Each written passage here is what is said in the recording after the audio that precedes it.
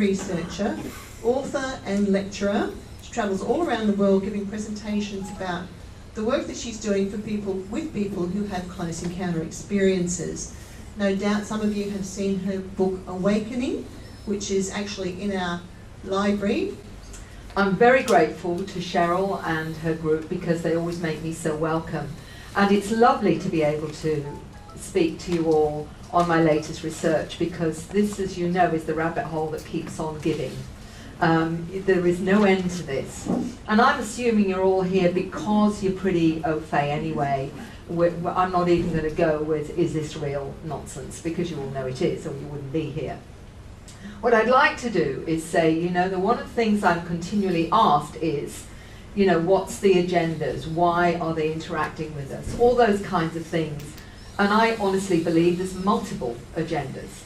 But one of the things that continually fascinates me, and why I'd like to talk about the children and the evidence they're everywhere, as more aware, more awake, more multidimensionally able than we are.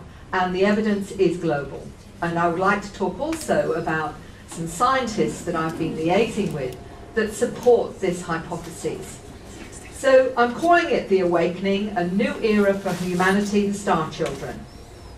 An awakening to who we really are.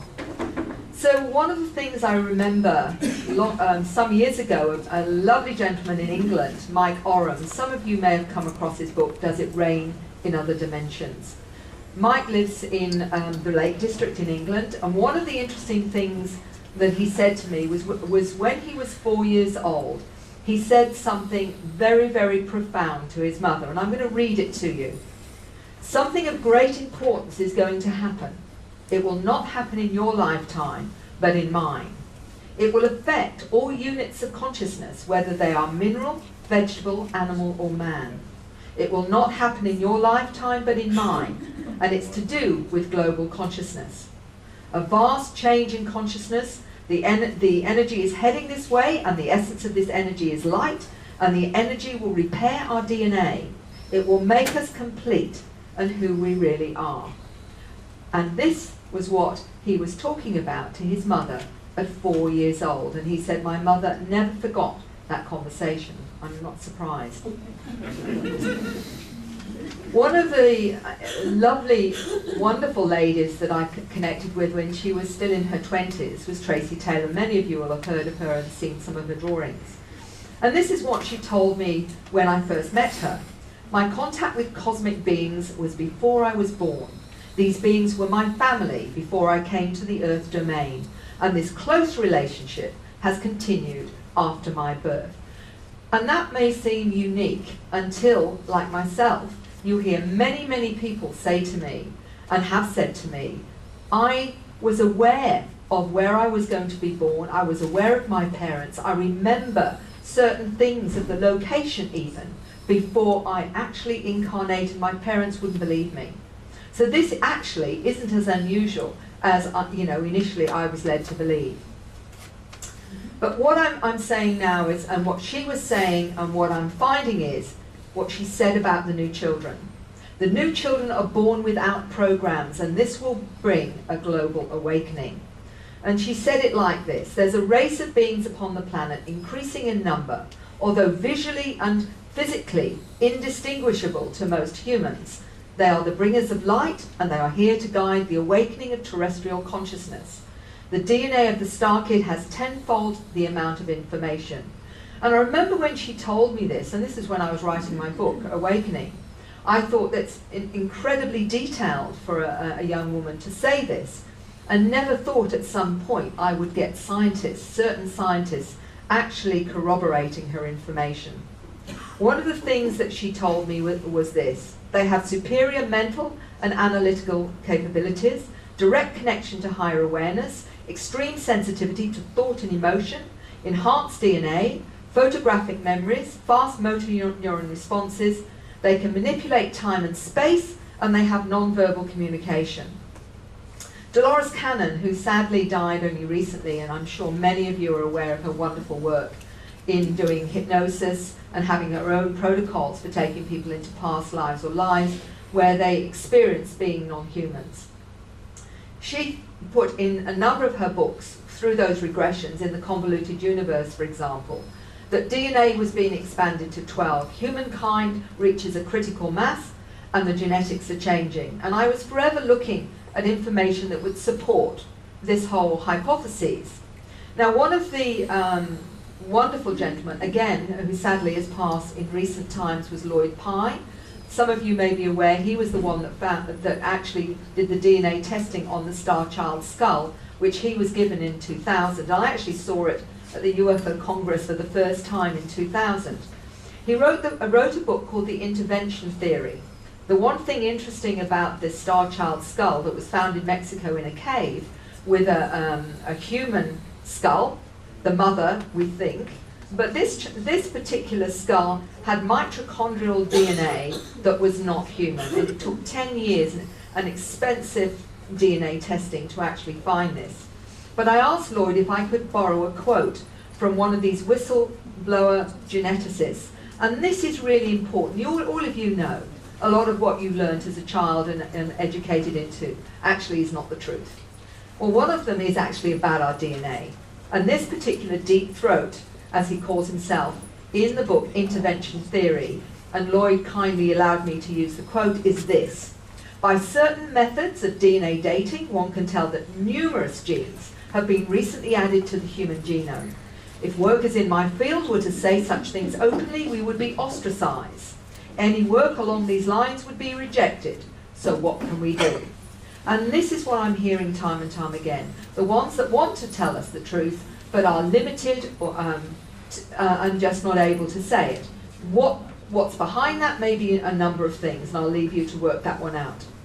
One of the other interesting things for me was information by Dr. Roger Lear. I think he was a most wonderful pioneer simply because he showed that some of the implants were real. He came in, he told me as a skeptic. He did the x-rays, he found there were solid objects, he found also that they had unique properties that were not rejected by the body. And if you want to read his book, then The Aliens and the Scalpel is the book to read. But what's fascinating in that book is something he says about the Star Children.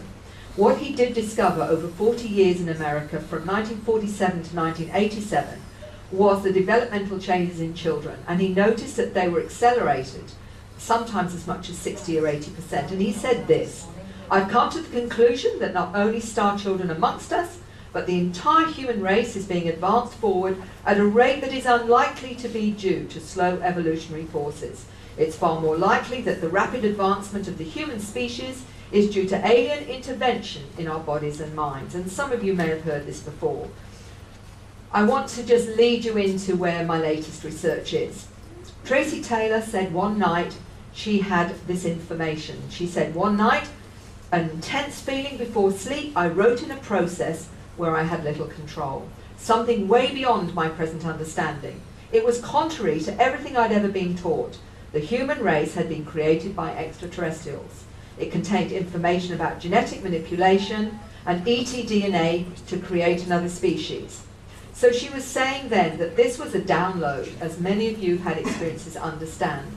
You have knowledge you have not consciously learned that may very well contradict what you were educated into believing. And this is a very common process with encounters. One young boy, and I've got a drawing here, his drawing where he's got an ET being after an experience he had with his brother. What was fascinating to me was he said this: he felt that the beings were like scientists. They were curious about us, and it was something to do with genetics. And again, the theme about the genetics is a really interesting one. And as a former nurse midwife, I'm particularly interested in that very tangible aspect of why it is so important.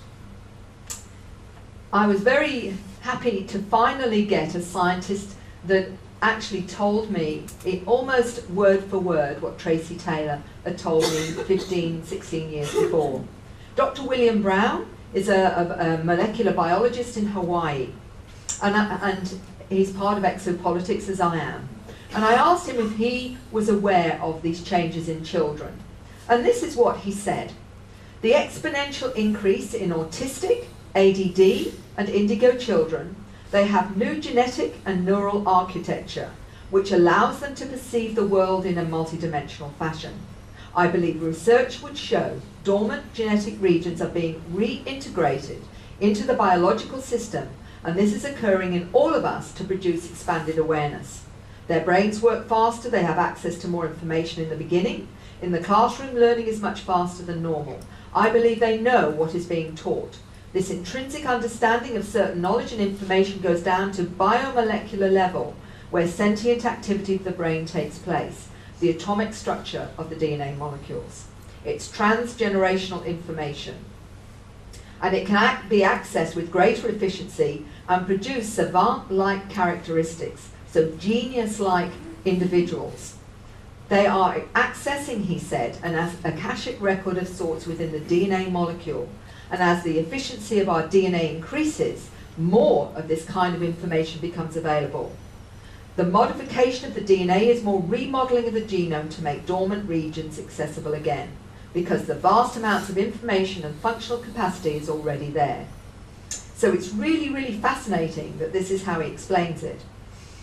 I've found that during my journey to understanding this matrix of information and what is encounters, what does it mean, how can we quantify it, I've been given little threads through this journey that have helped me understand. And one of them was Neil Gold he's in a UFO group in Hong Kong.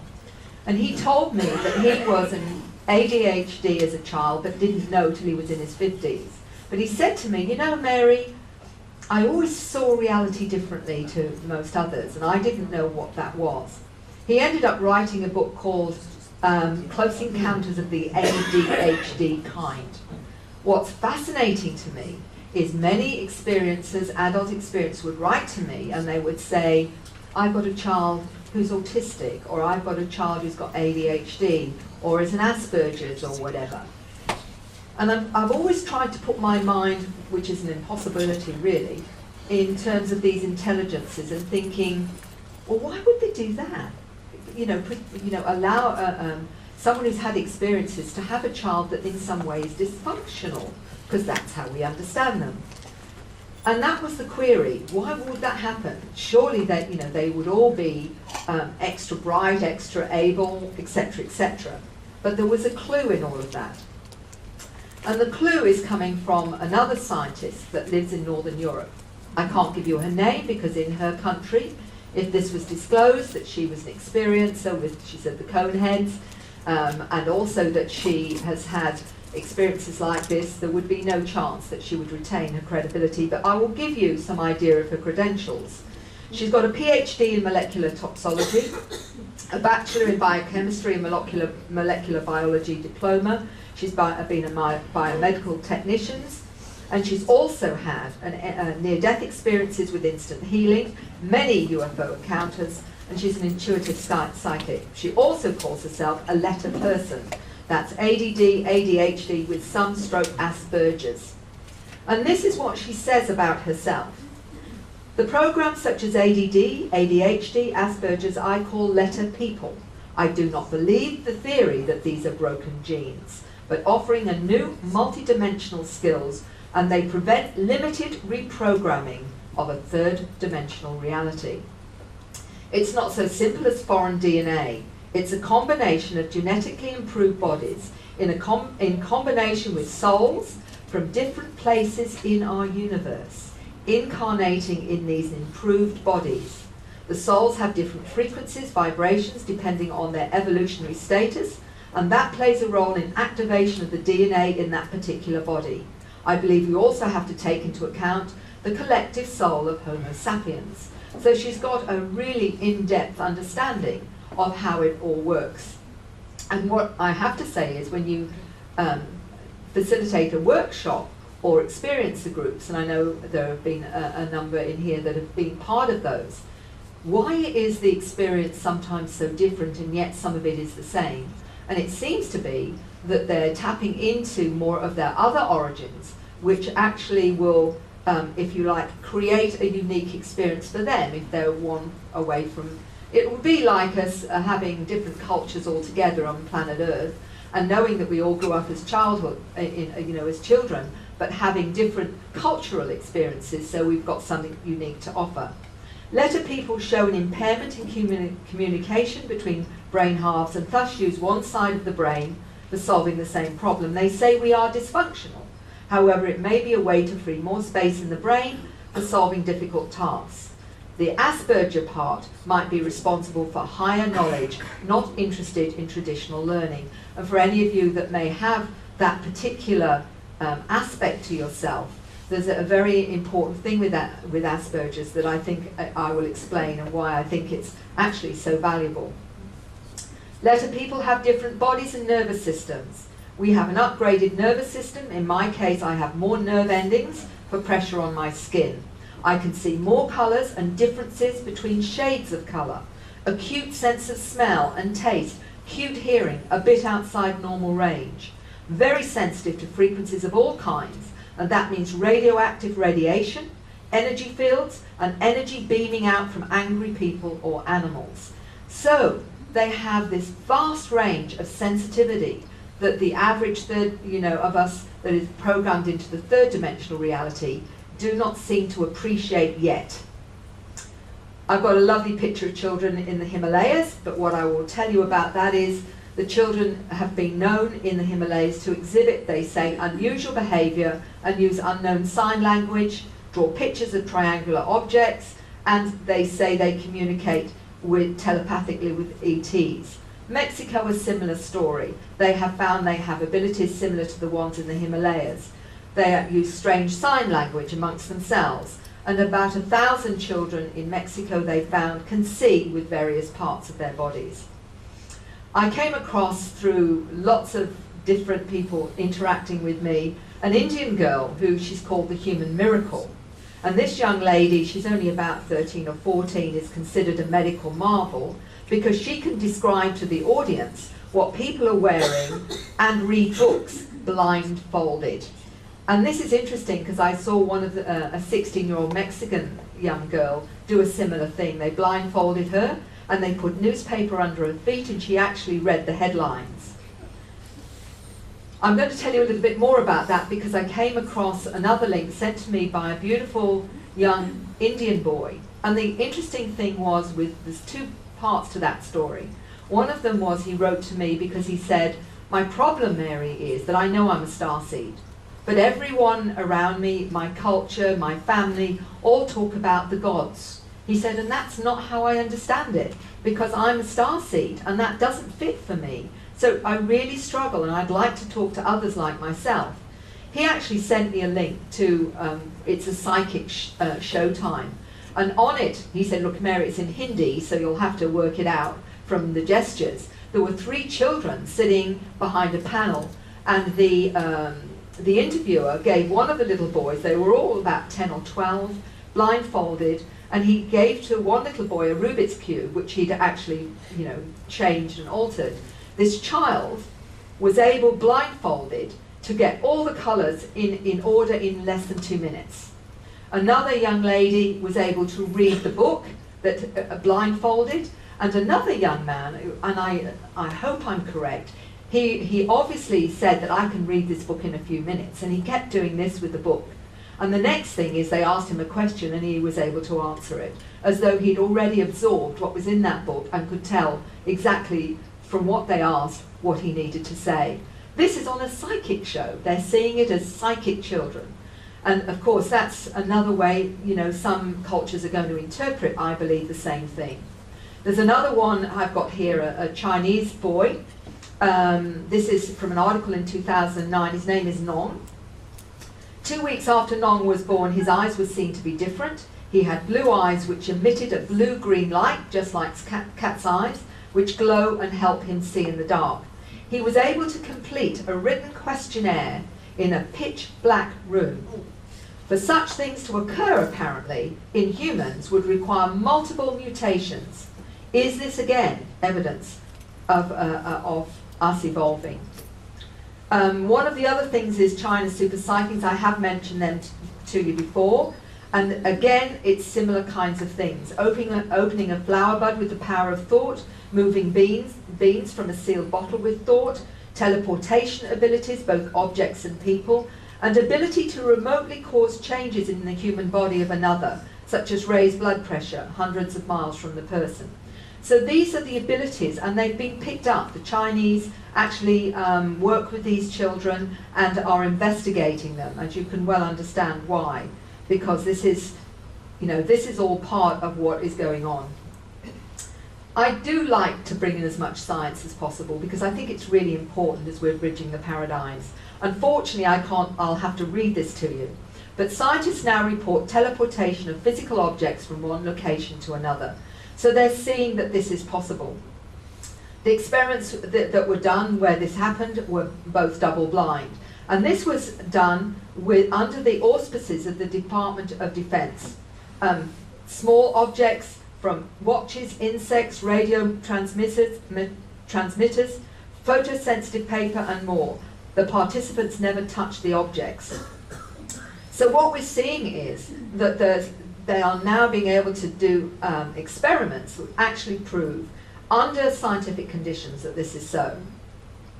I remember a young man telling me many years ago that when he was a child, he used to talk to his sister telepathically until she got cross with him and said, "Stop being lazy, start talking." He could take hard-boiled eggs out of water with his bare hands, turn off street lights with his mind, and open flower buds with his mind. So here we're seeing, right across the globe, children that have these abilities. And many, many recall lives, previous lives, as ETs, coming from another planet, another dimension even. And that is one of the things that Tracy said. Many of the children born these days will have memories intact from their previous existences on board craft as extraterrestrials. They keep on track by continuing their interaction with their cosmic family while they're in human form. I remember one beautiful lady in her 60s telling me that she remembers coming in a cylindrical craft. She was very tall, blonde hair, blue eyes. She said we were totally telepathic. We absorbed nutrients through our skin. The next thing I remember is being in a 3-year-old girl's body as a walk-in. And this is another aspect of this. Some come in at a certain point. And a lot of people struggle with that. But all I can say is this had integrity for her. And she said for quite some time she struggled to learn how to eat. She struggled actually how to speak because she was telepathic. But that's one way that come in. And she says she regularly reports to her cosmic family. I'm taking you down the rabbit hole here because this is where I am, and you can take it however you want to. If you want to explore this, then I suggest you do. This is research over now nearly 3,000 people. I've worked with people from all over the globe that have written to me. So it is a huge and big picture to take on board. So I'm very aware of that. Some of you may be aware that Project Camelot interviewed a young boy called Boriska, who is a Russian child that records past lives, and at 7 remembers being on a craft where he lived on Mars, and he came to Earth and mentioned places like Lemuria, and that they were set at 9 feet tall. But what was interesting about this young man also was he talked about the gifted kids, which we call maybe indigos, star children, children of light. There's many, many names, crystal children, rainbow children, and he was also prophesying earth changes. And it's just looking at the links. So star seed profile is this: recall of being on spacecraft and educated on the craft, recall of past life memories, including ones where they're not human, have access to knowledge and information they have not consciously learnt, feel a sense of mission or purpose, often feel alien to this planet. They're intelligent, intuitive, telepathic in instances, may write unusual scripts and speak strange languages, perceive spirits, both ETs, physical and non-physical, have healing abilities, aura perception, are very empathic, some communicate with animals, feel a strong connection to their non-human family, and pre-birth recall are just some of the qualities. Now I've got a beautiful picture of Lee, who would talk about her understanding of her encounters. But this is a young lady, her mother's a scientist, and she wrote to me and said, Lee, right from a small child, started talking about her other life. Now this is a woman who was a scientist, and she said, but she spoke about the different beings, she would do the drawings of them. And Lee talks about realizing that at 8 years old she had other lifetimes, that she had healing abilities, and she has conscious interaction with many different types of beings, including what she calls the energy beings. And what was fascinating was the mother fully honoring, because she knew her daughter, and her daughter was making a lot of sense, but it was just a conflict with her own understanding of her scientific reality that said this didn't exist.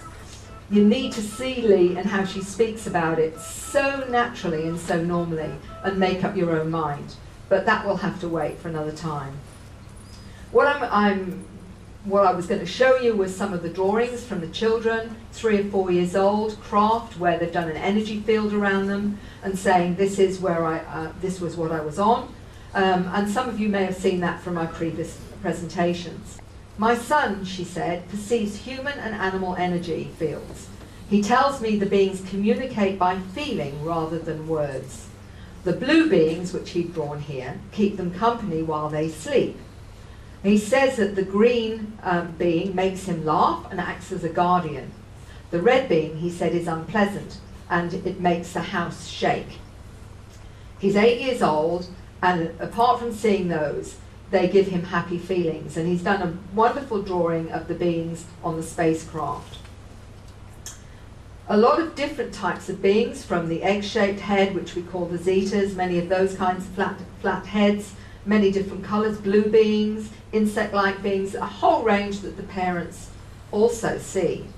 And again, I've got a number of those types of beings. One of them that is often being seen as very scary is the mantid or insect-like being, mantid being.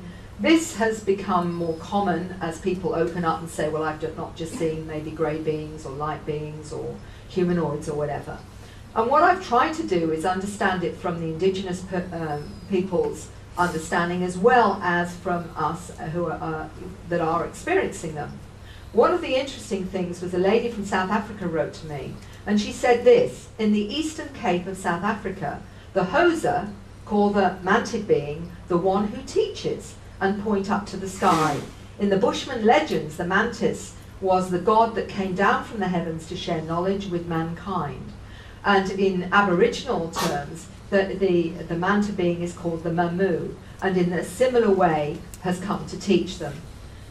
This image that I've got here is one that a geneticist, scientist, actually saw in his bedroom when he woke up one night with the blue, an absolutely room filled with blue light. And this tall mantid being, 7 or 8 foot tall, was standing over him, observing him. And he said, I was able to be still and just look at this being and observe it. And he said there were little lights under the skin. It was most fascinating. He said, but there was no communication. And then what often happens is they fall asleep, and they don't know how they can fall asleep after that, but they go into a deep sleep. Some of you will know that scenario. And the bottom line was that his partner the next morning said, were you aware there was something in our room last night? So instead of, then he's thinking, well, I thought I was crazy, but hold on a minute.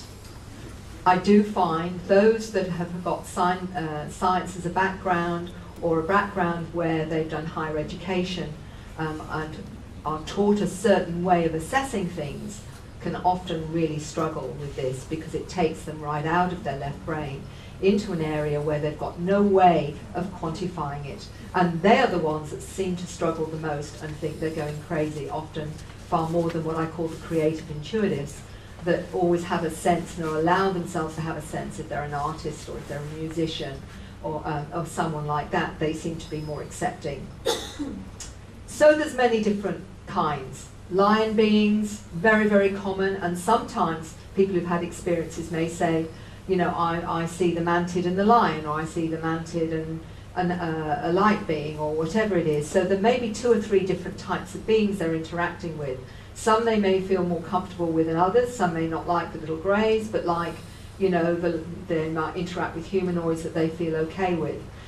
And the trouble is, there is so much out there, so much information on different people's experiences of them, that people can get very frightened and very confused, because we're very good at judging people by what they look like. You know, if you look relatively normal, they'll think you're normal. And I always, a little anecdote here, I was doing a breakfast show after the documentary I was in with my son, and the presenter said to me, and this is so interesting, we were sitting there and she was interviewing me, and she said to me, and it was just so media, she's Mary, she said, you're sitting there and you look just like my GP. I'm almost inclined to believe you. What does that say? What does that say? Image is all, I'm afraid, on this planet. But what has to happen when you are seeing beings that are so out of our understanding from, you know, feline beings, or you're seeing a reptilian being or a grey or whatever, our immediate reaction is we compare it to what we think is good or bad. If you see, you know, a light being, that's got to be good, hasn't it? It's like an angel. And if you see, you know, another of these beings, like a mantid that looks like an insect, oh, it's going to be scary and horrible. And that's not necessarily the case, because as we know, many of these beings can actually shapeshift. They can actually portray to you what they want you to see. So, to be honest, what I say to people, and they say, well, is it the ones that I'm interacting good or bad? And I'll say, what do you feel about them? What is your feeling? What is your sense with them? Because that is probably far more accurate in assessing who they are than whatever form they choose to be. And that is a really important one, I think. Make up your own mind. Don't go necessarily on what other people say. Now, the video I was going to show is of a young 8-year-old, and what he's talking about is his connection to the mantid beings. And when he came to me, he was really nervous, because he didn't know what this strange lady was going to make of him. He was with his mum and his dad, and he was shaking because he was so scared that he's talking about this for the first time to a strange lady. But he gradually started to calm down, and he told me that he connects to the mantid beings, but not in the usual way. He said, they're my family. They are my family. These are my human family, but I have a family out there. And when I die, I'm going back to my mantid family. Now this is another step, isn't it? When someone actually sees the family that is non-human as their real family. And this isn't the first time, of course. Many times now I've had young children, or parents tell me their young child has said, you're not my real family, or you're not my real mother, you're just here to look after my real family's out in space. And I bet some of you here know exactly what I'm talking about. There is a huge pull to another form that feels more like you than the human physical body. Now this young boy said more than that. He said that sometimes he goes up on the craft and he evaporates into the mantid form for a time, and then he will come back into his physical container. Now that all sounds pretty incredible, and an 8-year-old telling you this is even more so. What was fascinating about this young man, at the same time, I don't know if any of you have seen or heard of Simon Parkes, a UK politician. He's come out now in the last few years. I got to connect with Simon about 3 or 4 years ago now, when he first started speaking about his experience. Now he's a UK Labour politician, and he said very clearly, you can't elect someone you think is crazy as a politician. And before he actually got elected, he admitted that his family, his real family, were mantid, that he had a mantid mother. And he still got elected as a Labour councillor. Isn't that fascinating? On top of that, he contacted me to tell me about his experience. He also connects to the lion beings, the same as this little boy, and the reptilians. He said he's a third part all of them in terms of his genetic makeup. But he said something, and neither of these two individuals, the little boy or Simon, have ever communicated. One's in the Northern Hemisphere, one's in Queensland. The only liaison has been me.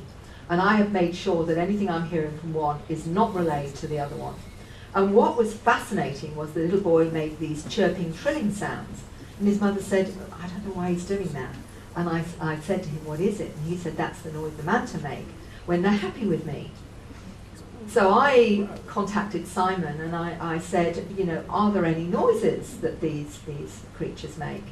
These beings make? And he said, yeah, like a chirping, trilling sound. They used to do it when I was little, when they were happy with me. two identical accounts. And I asked him if anything else happened on the craft that he told me a lot of things. Some of it is still really difficult to understand for me, and I'm still in the process of understanding how complex this is.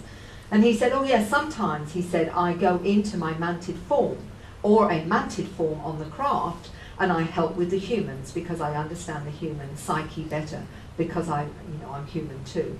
So he actually goes into his essence, or his soul, goes into the mantid form. Now, what was I hearing from the little boy? I evaporate into my mantid form some of the time. And I asked him what it felt like, the little boy that is, and he said, oh, a bit strange. And then he would go back into his human form again. So it appears to me that there is a property within the soul that can move containers for a time. And this is really, I'd heard it first many years ago when a young lady told me that on the craft she was a scientist. And I said, okay, so she said, well, I'm in a grey form, I'm in a zeta form. And I said, well, where's your human body? And she sort of pointed in her hypnosis and said, it's sort of over there, like it was hanging on a hook, waiting for it. So I said, well, so you work as a scientist on the craft, how do you get back to your human form? And she described a ball of light, moving from the zeta body and actually reanimating the human container. So it looks like we can do a lot more than we ever understood with our souls. But what was fascinating was the two different beings that Simon connected to, the lion and the mantid, the little boy. It was the lion and the mantid. And the little boy told me that his mission here, remember he's 8 years old talking about his mission, he said, is I communicate with animals to help people understand that animals are important and to take care of them and to understand how to treasure all life. Now this is an 8-year-old telling me these things, but those are some of the similar experiences both Simon and this little boy, I'll call Paul, described. Whitley Strieber, in his book The Secret School, he was vilified when he wrote that because he was talking about going up onto space school and being taught things. I remember reading it many years ago. And one of the things he describes in the book is how he was taught and what things he was taught as a 9-year-old. And he said, remembering the journey was outside of time was another step. 9 lessons involved the manipulation of time, because learning how to use time as a tool is the key to reaching higher consciousness and a real relationship with the beings. And the time-space aspect of it, the children seem to understand on a deep level. And I'm going to go into that a little bit more in a minute. 5-year-old, I learn more on the ships than I do at school. I don't mind them coming through the walls. They only come at night and they float, not walk, and become invisible. 5 years old. This is not what 5-year-olds talk about. I'm a grandma, I can tell you that, and I'm a mum as well. They don't talk like this. This is a 7-year-old, and this is what he's saying to his mother. Sometimes when I'm looking at things normally, I can see through things. Like right now, I can see through my hand the TV. There's a young lady that was mentioned some years ago about having X-ray eyes and that she was able to see through bodies and actually describe what was wrong with people. Well, it seems like some of these kids can do a similar thing. Did you have any good dreams last night? Yes, Mum, I finished magic school. What did you learn? Everything, mostly science. I learnt about space and gravity. Time controls everything. Time controls all. Now this is a 7-year-old. My son says that a white light comes through his window and suddenly he is there at the school. My 4-year-old daughter, this is from the US, she told me she's dreamt about space and aliens a few times, and she will sit up, her eyes still closed, and tell me about her dream. It goes something like this. Mum, we were in space, and there were aliens, and a baby alien, and so they put something in your arm, and so I was scared, and I was missing you, and so I found you, and so I was happy. Again, this is a 5-year-old describing that she's poured onto the craft, but also seeing Mum. And often the children will describe that they're there with brother or sister, or mum or dad, or both. One of the things that Tracy said was what she called the beneficial cooperation. I help them achieve their genetic goals, and in return my healing and psychic ability plus my understanding of life on Earth and so on has been enhanced, is the way she understands her interactions. A lady from the US told me what her 7-year-old was saying about these drawings. She was just interested to see their reaction. There was no energy, she didn't say anything other than, "What do you reckon?" Showing my 7-year-old boy these images, and with no prompts, said he could read them. They contain information about aliens, and a few paintings contain images of harvesters of energy. She's got a lot of pyramids in them as well. Harvesters of energy, machines which harvest the sun's energy, he said. They have different types. Here is one type, such as the one that says ancient future, and here is another called evolutionary creation and possibilities. Others contain information about the types of aliens, he said. One is about the 7 who will be coming. There are eagle people, Anubis, the gods, and oh yeah, the cat lion looking people. They're very ancient. Now this is a 7-year-old interpreting these pictures. Make that, well, it just blows my mind. Okay, so what is the syllabus that these children are learning? And again, this is just some I have come to put together. The quantum physics, the holographic nature of the universe, the non-linear nature of time and space, the awareness and connection to all sentient life, taught levitation abilities and skills off-world, understanding the spatial geometry of thought, how to operate in a multidimensional reality, states of consciousness, taught how to communicate, interpret and interact with interdimensional and other non-human intelligences, out-of-body training, telekinesis, telepathy and mind meld, multidimensional ecology, manifestation, directed thought and emotion, healing skills and working with energy, the true history of man's origins and informed of their own star heritage, time travel, teleportation, the nature of the source of universal spirituality and remote influencing is just some of those. I don't mind going through the walls, and I learn more on the ships than I do at school.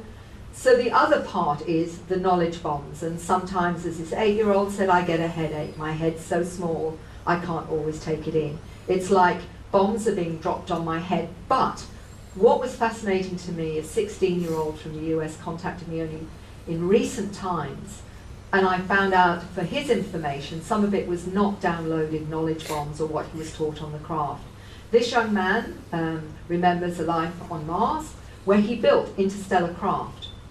And he said to me, Mary, there are 2 things that I still recall from that lifetime. And one of them was building interstellar craft, because he said it wasn't a download. I still remember it because I still remember my past life on Mars.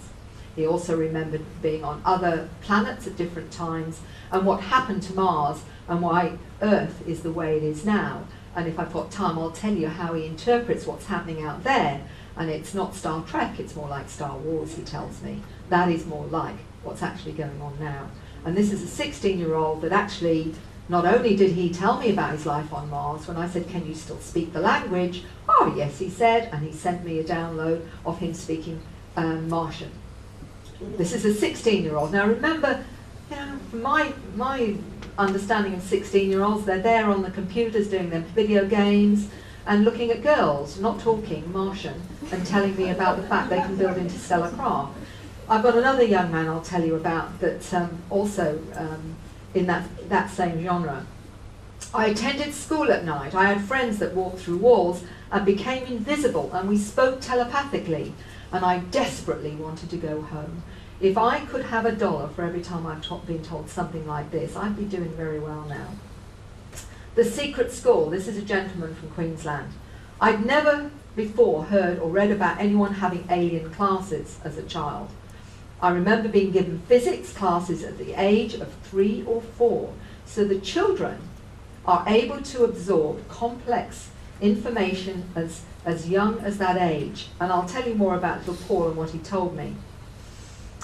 He said this, I'm on a spacecraft with some of my friends. Sometimes I see them as human and sometimes I see their alien selves. It's like the other part of them shows itself. And it seems to be that the dual consciousness is because of the genetics that we all have. The more that we have of those genes, the more we can actually shift how we look. And that is part of us upgrading as well. I use my brainwaves to create and learn on the spacecraft with other human children. But some look human, but not their eyes. Their eyes are different. He said, because he said to me, they look human, but their eyes are quite different, and he knew they weren't human. And he said he uses his brainwaves to create images or create matter in the air, and they would do mathematics. And some of it, he said in the interview I did with him, and some of it, Mary, he said, is just too complex. And I said, too complex to tell me? He said, oh yes. So that put me in my place, didn't it? Far too complex for little old Mary. So this is, I'd love you to have seen the way he said very matter-of-factly, you know, it's just too complex for you. I know when I'm out of place here. Star seeds with multidimensional sight. The other thing that was fascinating is a lady telling me that her son had been very sick, and she went in the bedroom and he was just looking into space, and she said, what are you looking at? He said, my blue multidimensional body. He said, I can see where I'm sick. In a few days, he said, that will be gone and I will be well. Make of that what you will. Hypercommunication, and this is how it's explained by Tracy. It should be borne in mind that the nature of extraterrestrial communication, in a majority of instances, star visitors communicate with humans by telepathic transfer of mental images and concepts rather than by words and speech. So some of the downloads, when you see some of the scripts that some of them write, some of them can be read in a linear fashion, some of them cannot, or they're time locked, as I've discovered. And it's like a concept is in that script that is, you know, a compressed file that seems to be available to you at some point or another. Everything is made up of the same matter resonating at different harmonics, so the ETs are able to communicate with us, directing thought on subatomic levels, and so activate the subconscious. These symbols are meant to communicate the nature of the macrocosm. And of course that goes with a lot of the other sacred geometry, crop circles, etc., which if I've got time I'll go into. From verbal language to telepathy, and I believe that's where we're headed. Thought transplanting and mind melds, the new way to educate. And this is a teacher, a very talented teacher, who explained to me the process of how these kids will learn. I found I could just go into their mind and absorb the concepts directly. It's thought transplanting. My bank of information was re-merged with theirs, and they re-schematized their own knowledge systems accordingly. Ancient symbols hold the conceptual keys to new awareness. So this is a way of explaining, a new way of communicating. I've got pictures of script here that I can't show you, but one of the scripts, and I have got some actually over here for some of you that might like to look at them. One of them is of a 3-year-old script, and if you saw it, you would be amazed at the complexity of this 3-year-old script. So if you want to come and see it afterwards, I can show you. He started writing this, he said, at 3 years old, and he would do pages and pages. I've got another one here of her son who's drawn symbols, and he says they come out of his hands as he paints. He doesn't know where they come from or why he writes them. He just shuts his eyes and sees them in his mind's eye. I don't know whether you're going to be able to hear this, but I'm going to try and play. This is a lady in America, Deborah Lapatina. I contacted her, or she communicated with me, about 8 or 10 years ago now. And what she's done a lot of these strange scripts, and she actually sent them to a physicist at T. McGrath. And this is what he said. Many of these glyphs are actually formulas on their way to forming matter. And the lady herself said, it's hard for me not to sing, as singing the frequencies is an integral part of the transmission. These languages carry billions of bits of information in a bridge format. Human language is linear. Speaking, singing light language feels spiral and wave-like. Sensation of being awash with layers of knowing that is understood but cannot be articulated in a linear word stream. Advanced beings use telepathy or direct thought transport. I'm now putting together a book where I'm putting some of the dialogue that I've had with some of these teenagers, because their understanding of their other lifetimes and the history of Earth, whether you want to believe it or not is entirely up to you, but the detail behind it and how they explain what's happening on the planet now, to me has a great resonance, because you know, when you've got a 9-year-old telling you, and not in English, because this 9-year-old came from Northern Europe, Her mother wrote to me and said, Mary, my daughter speaks 3 of these star languages, and she tells me one of them actually purifies water, heals water. And she got very excited because I was told that she was going to be different. A lot of the parents tell me this too. They will say, I always knew this child was special or something different, or something told me there was something special about that child. And then she said, this young girl saw and heard some of the languages and said, that's what I do, that's what I do.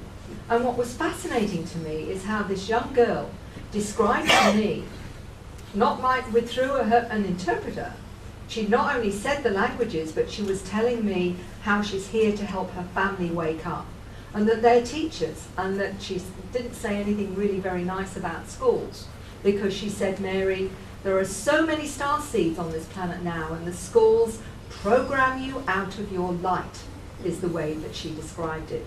That the teachers just program you and press the keys.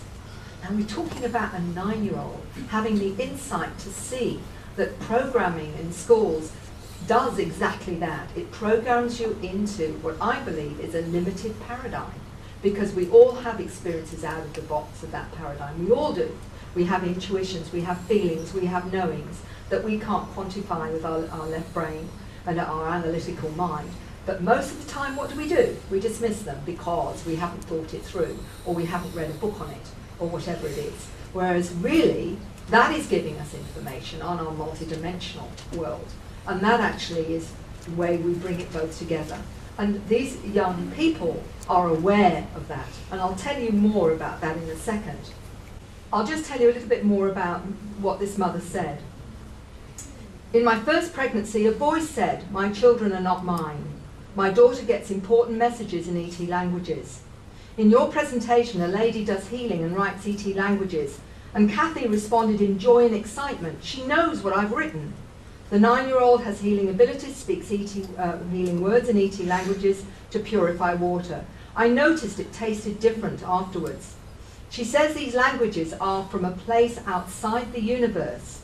She has ET helpers who guide and teach her, and she said they are here to help humanity with the awakening. One of her guides, and she's got this lovely blue being with no hair and beautiful almond eyes, she says that's Imoke, who is blue. She has no hair or ears. She's got human eyes but bigger, and the green being is male. And she said, my friends are here all the time. For those of you that find that a difficult concept of somebody speaking a frequency of water, and how could that possibly change the nature or reprogram water? There are 2 people that I've come across that are coming from a scientific perspective. And one of them was Dr. Masaru Emoto, for many of you that know about the messages in water. How he's found that with the right frequencies, you can change the molecular structure of water, whether or not it's through prayer or music or intent. All of those have proved to be absolutely useful as they change the frequency of the molecule of water into a completely different form. But that's the scientist, a Japanese scientist that's shown this. But I talked also to this scientist that I know that I mentioned before, and she has worked with water. And she said this, I have no problem believing that. The spiral formations I've been working with in my water research are loading energy back in the water, and it helps healing, recharging, strengthening the energy field and the aura. Whatever it's pointed at, rightly used, it could be a bliss for humanity in rebuilding our earth. But she said this, healing works on a cellular level whether you believe it or not. The healing from my hands affected the protein binding to a gene P53, which plays a role in turning genes on and off. So she's giving you the scientific understanding, again, to say this is a possibility. So we were talking about how frequency can change or appear to change water molecules. And the reason that's particularly interesting to me is because, and I was talking to Cheryl about this as well, is what we found incredible with all the information about proving whether or not you're having experiences and all this about, the nuts and bolts scientific evidence, If you're coming from a therapeutic point of view, it's absolutely obvious. When you have certain profound experiences, it changes you. There is the evidence in front of you. You don't get changed by hallucinations or fantasies. But with this, you certainly do. And it changes your perspective, it changes the way you look at life, it often redirects all your interests after you've had encounters, as so many hundreds have told me. They find that the old life no longer makes any sense to them whatsoever, and they will find themselves being drawn to finding out the truth, whether it's the truth about our genetic origins, to the true history of our planet, to what all the other things that they're told about the reality in this life, whether it's spiritual, and it often is a spiritual journey, as well as a physical, tangible one. So if you're looking at evidence, that in itself is evidence something profound has happened. But on top of that, what I was intrigued by, and couldn't understand why other ufologists, except for a few, could say to themselves, well, why do people start coming out with strange languages? Why do they find themselves creating these incredibly complex drawings, or drawing the beings that they've seen or sense they've seen, doing the scripts and what have you? And how is it, children are doing this? Because this is not what you normally see. Most of you that are parents or grandparents know what the average 2, 3, 4, 5, 6-year-old is doing, speaking about, or even teenagers. As I said, get teenagers saying, I can speak Arcturian, or I can do X, Y, and Z, and drink strange symbols, or whatever. So what I was wanting to understand is why. Why are they doing this? It's not just because they've had the experience they start doing strange things. There must be a reason. There must be something it's telling us, but we haven't quite got the message, as it were. So what I found was that I was looking at whether or not scientifically there was something that could explain why people were doing this. Words are frequencies. Star languages are frequencies, for example. And some of the fascinating research that I got drawn into is some studies done in Russia where DNA, it suggested that DNA could be influenced and even reprogrammed by words and frequencies. And this was what this young lady was telling me when she did the strange movements, and she did one of the languages when she was healing. It's on one of my DVDs over there. And she said this: I work to retune, like I use a tuning fork, like you would a musical instrument.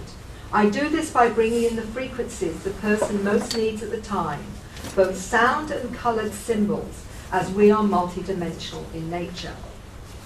And what I discovered, I'm going to go back to that because I wanted to explain. The Russian scientists were working with linguists, they were working with a whole range of scientists, and what they discovered was with DNA that certain human languages literally altered the configuration of the DNA to the point where you would not have to slice out faulty genes. You would just use the right frequencies to reconfigure them in a healthy way, which to me was fascinating, all coming from human language, from human frequencies, as long as it was the right human language. So what if that actually is true, what if when someone who is a healer starts coming out with one of these languages and these frequencies, they are actually doing the same thing because they're configuring the DNA in some way, in the same way these scientists were talking about when they changed the configuration of DNA with human language. Let's face it, we all know hypnosis works. And if you use affirmations, which are the same loving statements you make to yourself, within a very short time, you accept those affirmations and it changes you. So what if those are the frequencies that you are literally doing something to your cellular memory and your DNA? We all know that loving words make you feel good. Maybe they're actually doing more than that, is my point. And when you are actually looking at music that makes you feel good, maybe it's doing more than you think it is, because it's frequency.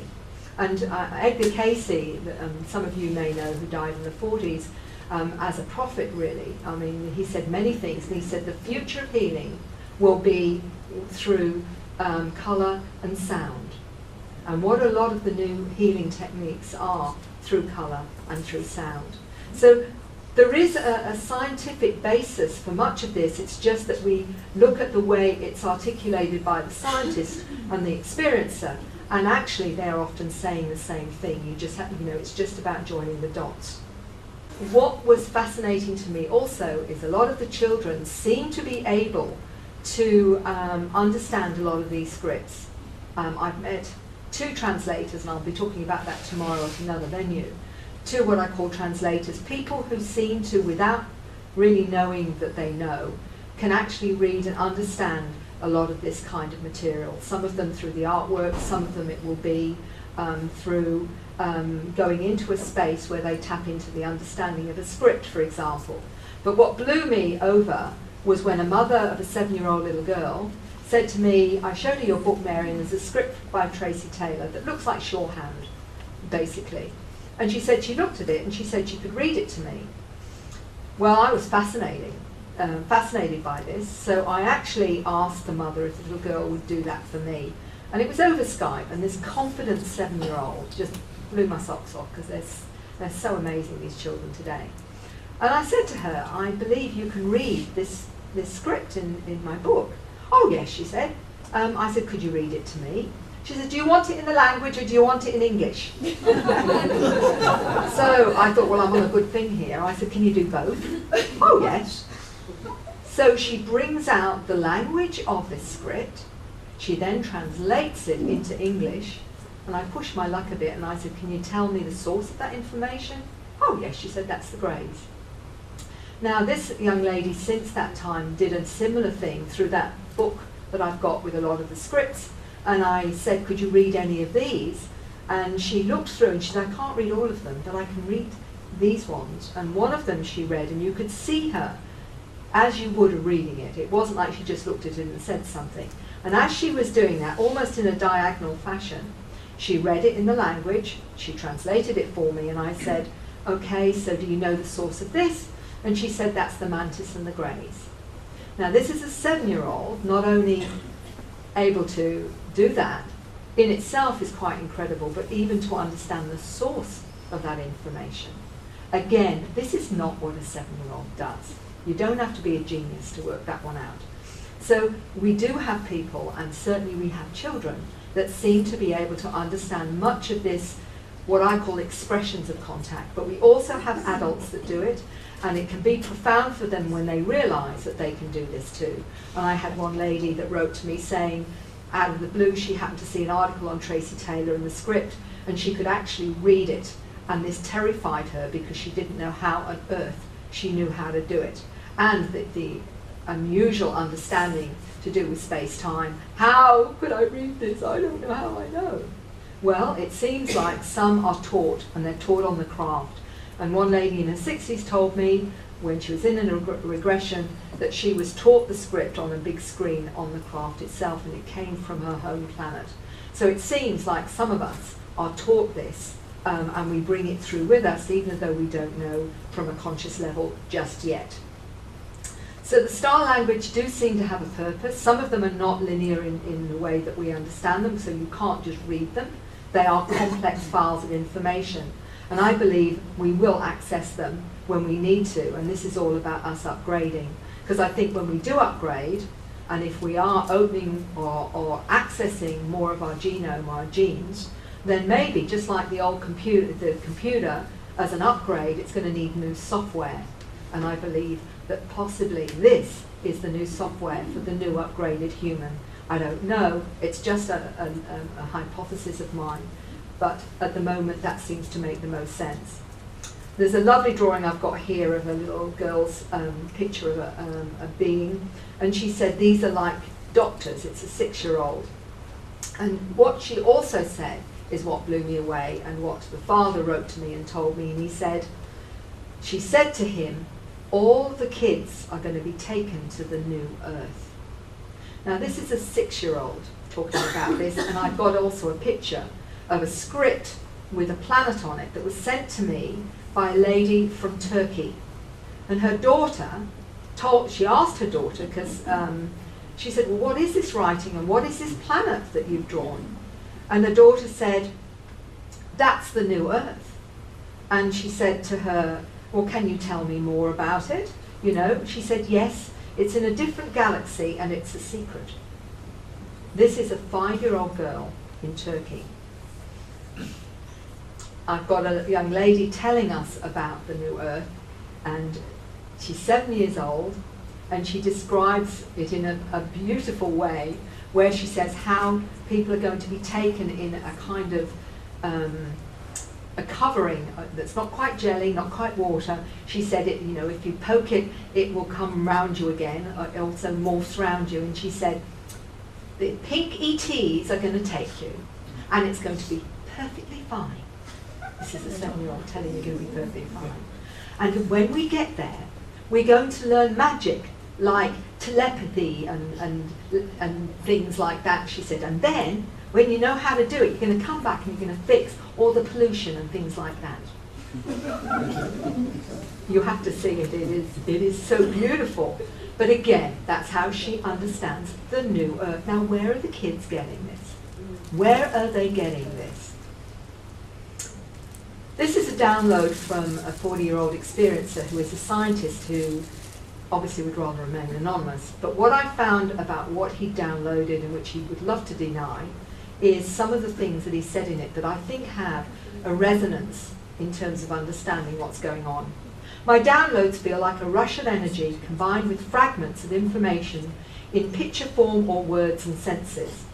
Telepathically, I am told they use our emotions by manipulating energies using specific types of orbs.